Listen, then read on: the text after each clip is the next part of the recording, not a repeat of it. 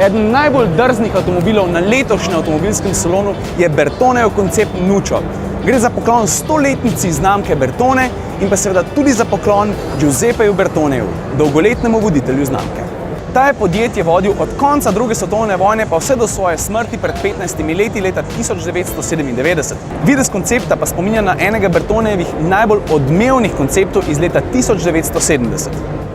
Ta svojo klinasto obliko ni neposredno vplival le na razvoj dveh velikih legend, Lamborghinija Countach in Lancia Stratos, prav tako Bertonejevih mojstrovin, ampak je pustil globljo sled in redefiniral način, kako ljudje gledamo na superšportnike in seveda, kaj od njih pričakujemo v smislu dizajna, proporcev in tudi drznosti.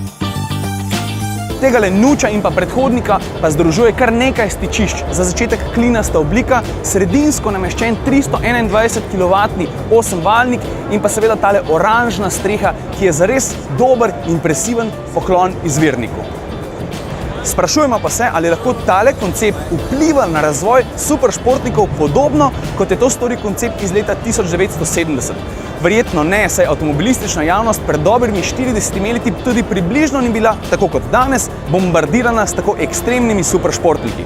Je pa Nuccio zelo dober opomnik tistim, ki pravzaprav pozabljajo, kako pomembno mesto v zgodovini zaseda oblikovalska hiša Bertone, ki pravzaprav s tem avtomobilom jasno nakazuje, da bo njihovih 300 oblikovalcev in inženirjev tudi v prihodnje na cesto spravljalo serijska vozila, ki, če že ne korenito spreminjajo svet avtomobilizma, ga pa vsaj zares dodatno popestrijo.